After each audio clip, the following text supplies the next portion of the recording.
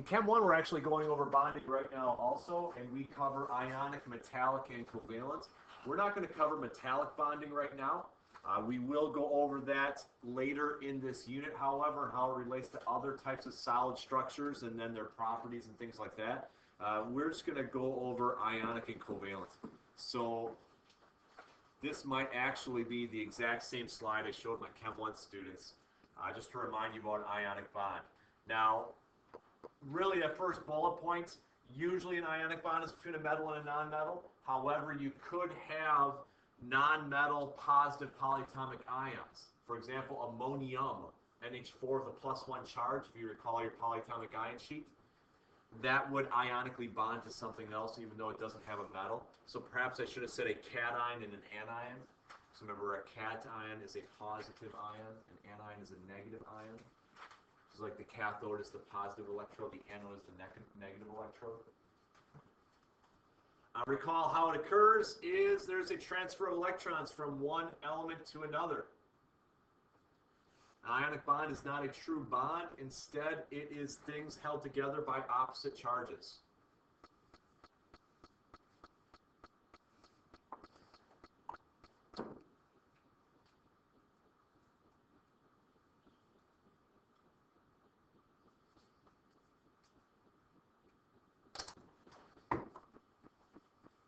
So once you get the slide done, I'm going to remind you of how to do Lewis dot for ionic compounds.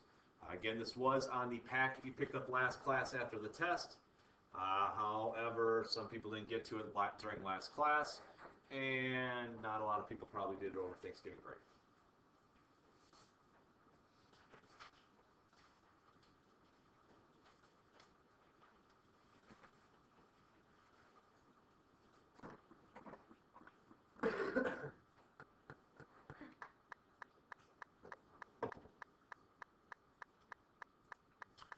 Simplest ionic compound would be sodium chloride. Remember how Lewis dot works is you're only concerned with the valence electrons, which are the outermost electrons. So anything in the first column of the periodic table has one outer shell electron. Anything in the second column has two. We typically avoid Lewis dot for metals in the middle of the periodic table, although there are some exceptions that you might see over the course of the next few weeks. All the way across to noble gases, with the exception of helium, the noble gases have 8 outer shell electrons. Remember that 8 outer shell electrons, that octet rule is fairly important when it comes to bonding. Chlorine being a halogen has 7 valence electrons.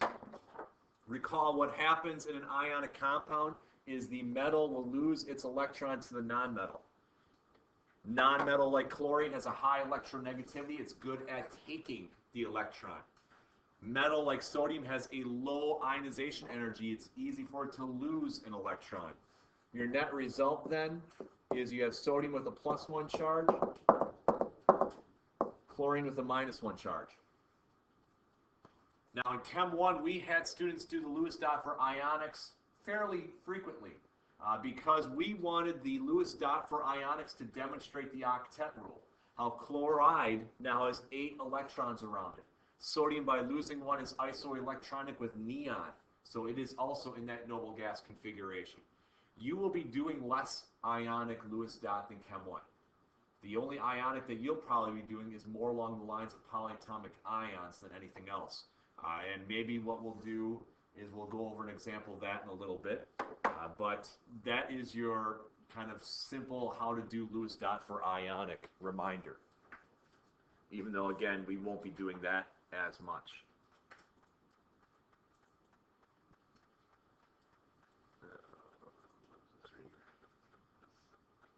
So covalent are two nonmetals coming together.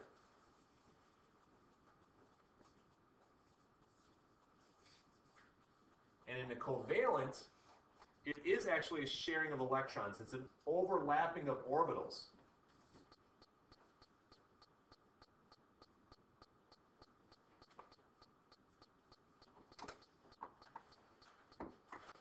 I'm going to give you 2 examples when I do the Lewis dot to once again remind you of how to do Lewis dot. Carbon tetrafluoride would be the first one, and hydrogen cyanide would be the second one. Reminder on covalent that there's two types of covalent bonding. There's polar covalent and non-polar covalent. I'll go over that one in a little bit with you.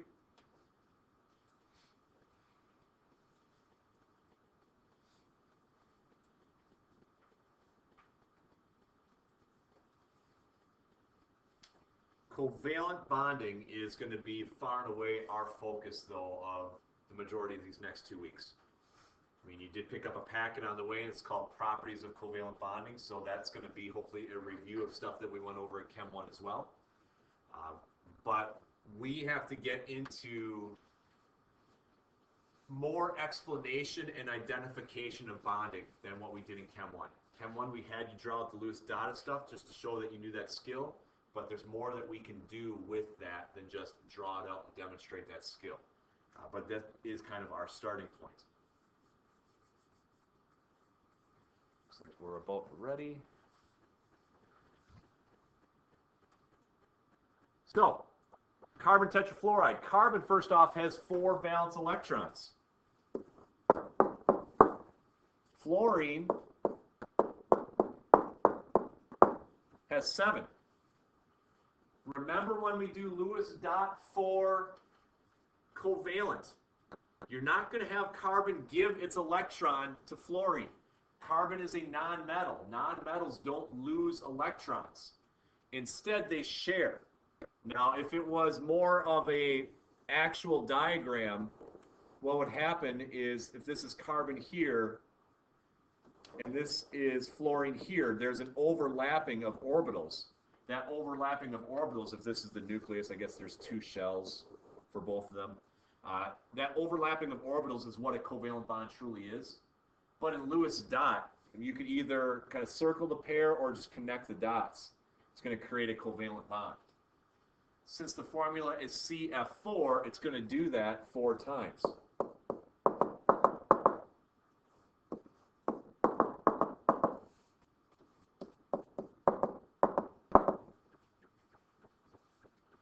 Each fluorine now has 6 unbonded pairs of electrons. I'm sorry, 3 unbonded pairs, 6 electrons total, and then 1 bonded pair. Terminology of bonded pair versus unbonded pair you will see brought up in this unit. So once again, this is a bonded pair that I have pointed in red. That is the electron from each element, trying to get it to the octet. And then, for example, this right here is an unbonded pair. Both of those play a role in what we'll be going over later in this unit. So I want to make sure we are aware of those 2 vocabulary terms. Sometimes the term electron cloud is used, or domain, that there is an area with electrons. So if it's bonded or unbonded, it's a domain. It's an area with electrons. If I go over the second example of HCN, a little bit more complicated of a problem. Typically, carbon is a central atom. So if I were trying to figure this out, and we're going to have activities that you're going to be doing where you have to try to figure out this stuff, I'd put carbon in the middle. There's hydrogen. Nitrogen has 5 valence electrons. When you are trying to figure out how to draw the Lewis dot for things, if they're all nonmetals, my first suggestion would be to single bond everything. Notice how hydrogen only has 1 electron. Hydrogen can never be in the middle. It's what's called a terminal atom. It ends a molecule. You have to have more than 1 electron to bond more than once. So there will be a bond right there. Then if I were to single bond, I would do this as well. Usually what you want to do is first single bond things and then evaluate. Hydrogen, for example, if it has 1 bond, it is stable because hydrogen now has 2 electrons to claim. It's like helium, a noble gas, it is stable. Carbon, on the other hand, has 1, 2, 3, 4, 5, 6 electrons total. It's not at the octet. Nitrogen has 2, 3, 4, 5, 6. It's not at the octet. Now, for you guys, as you're starting to do Lewis dot again, what you should then realize is if a single bond isn't enough, Maybe a double bond will help out. Let's pair up these guys as well. Well, if that's the case, now nitrogen has 2, 4, 5, 6, 7 electrons. So does the carbon. In this particular problem, a double bond isn't enough. It's going to require a triple bond. Now, if I were to show my final answer for this to make this a little bit nicer and neater, I should have hydrogen single bonded to a carbon, which is triple bonded to a nitrogen, and that pair of electrons that's left over, you can put that anywhere. I'm just going to put it on the side. Everything is now at the octet, which, at least for today, is what you want to abide by whenever possible. One of the things that I tried to drive home when I taught this to Chem 1 students is when you first do the Lewis dot for just an individual carbon atom, don't do it like that. Work your way around kind of like a clock, because lone electrons pair up. We go back to our nitrogen. Nitrogen started like this. Nitrogen has 3 lone electrons. 1, 2, 3. That means it's going to bond 3 times. That could be 3 single bonds. It could be 1 single and 2 doubles. It could be, in this case, 1 triple. But it's very common that if you know how to start off the drawing, you'll be able to figure out from there what you have to do. And the tricky part with this is some students can look at Lewis dot and be like, I got it in my head right away, and they put down the answer.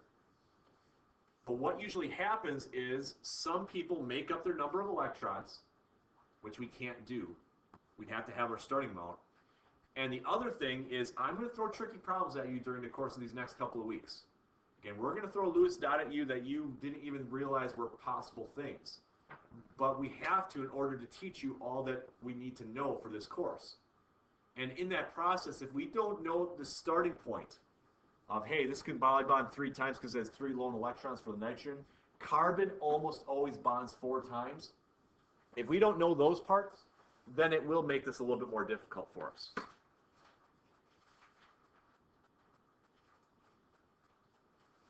Okay, so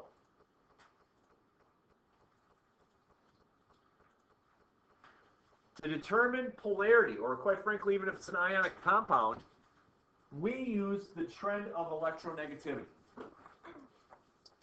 Remember, electronegativity, probably don't have to jot this definition down if you already know it, is how the nuclei pull on a shared pair of electrons. Or, if it's strong enough, can just take away from another thing, so it's no longer even a shared pair of electrons. In Chem 1, we might have given you a scale of, if you subtract the electronegativity of the 2 bonded atoms, and if it's a really small difference, it's a nonpolar covalent bond. If it's a medium difference, it's a polar covalent, and if it's a huge difference, it's an ionic bond. Otherwise, one of the simplifications I often tell students, either in Chem or in AP Chem, is if you look at it at its position on the periodic table, that usually gives you a good idea of whether or not it's going to be polar or nonpolar. What I mean by that,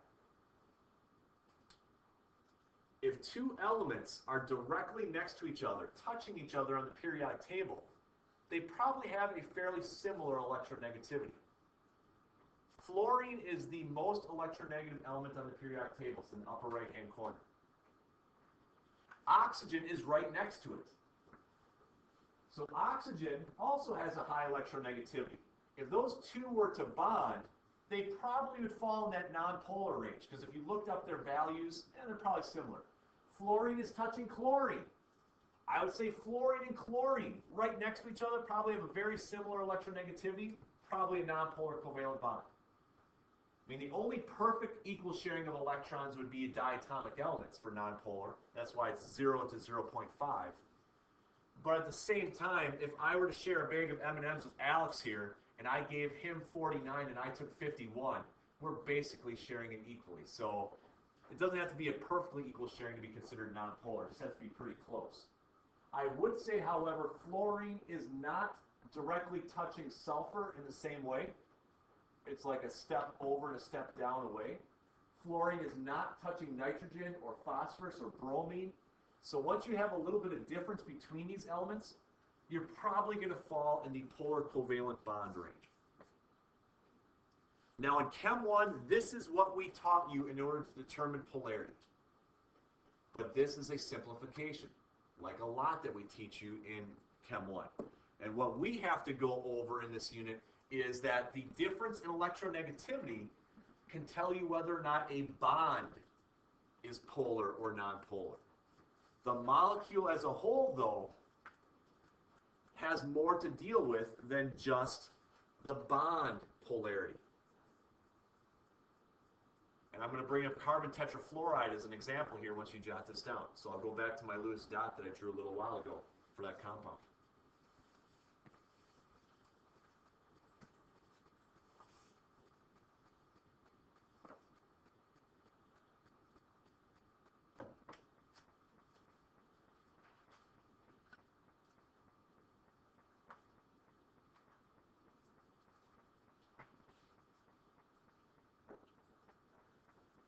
Actually, I'll just give you the text for the last part of this slide too, and then I'll switch over.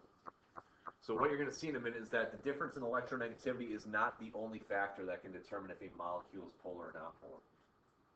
And we are entering the unit that's on bonding and intermolecular forces. If you don't remember what intermolecular forces is, it's the attraction between different molecules. That attraction will determine whether or not things can mix with one another. Remember in Chem 1, like dissolves like? That's not prayer, right? Like dissolves like. Yeah? Okay. Phase change, whether or not things are going to melt at certain temperatures or not. This all deals with the intermolecular forces. However, the attraction between two molecules is determined based upon the bonding within a molecule. So is it a polar molecule, a nonpolar molecule? So that's why we start with this. Okay, so going back to carbon tetrafluoride.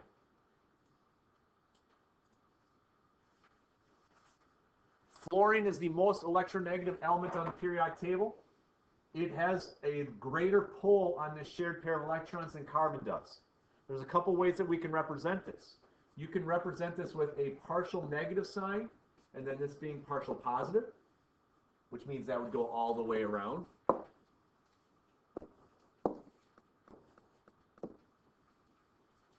Second way you could represent this is with what's called a dipole moment, kind of an arrow to show the direction of which thing is more electronegative, which in this case,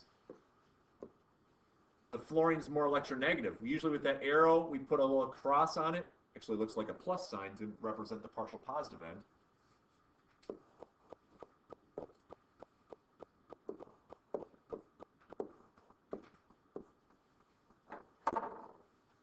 Carbon tetrafluoride has 4 dipoles because fluorine is more electronegative than carbon.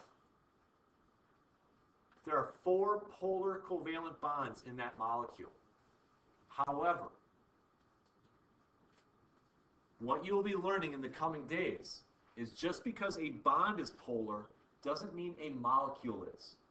If you think of this kind of as a tug of war, I have the exact same tug going to the right and the left. The exact same tug going up and going down. These actually kind of cancel each other out. So if they cancel each other out, carbon tetrafluoride as a whole is actually nonpolar. Probably in about 2 or 3 class periods, we're going to get into this idea of symmetry. If a molecule looks the same all the way around, it's most likely nonpolar. But if there's a difference in it, then it's going to be polar. So that is something that we will eventually get into. But I just wanted to really remind you about the bonding aspect right now, but I didn't want to make it incomplete and just say what we do in Chem 1, that a polar bond makes a polar molecule. Okay, last slide. Reminder of the octet rule. Now, again, I use the word want, but personification typically isn't the ideal way that you explain things because elements don't have wants or desires. So a good term that's often used is a tendency. Elements have a tendency to be like noble gases. Ionics will do that by either gaining or losing electrons. Covalent will do that by sharing electrons. Starting next class, you're going to see that there are a few exceptions to this octet rule that we will be learning about. But today we are not going to get into that, but we will get into some peculiarities with bonding and electrons. Once you get this down, I want to do one last Lewis dot to remind you of how to do Lewis dot notation for, again, a little bit more complicated things.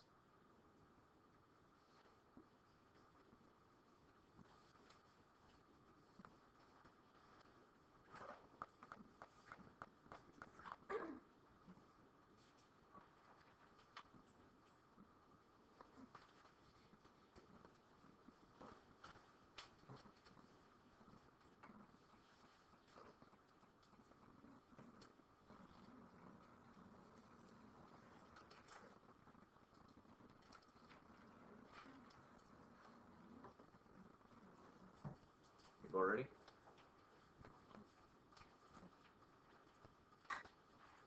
So, the last Lewis dot I want to do is for sodium hydroxide.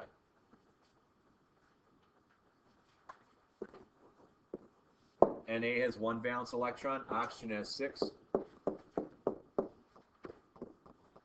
hydrogen has 1.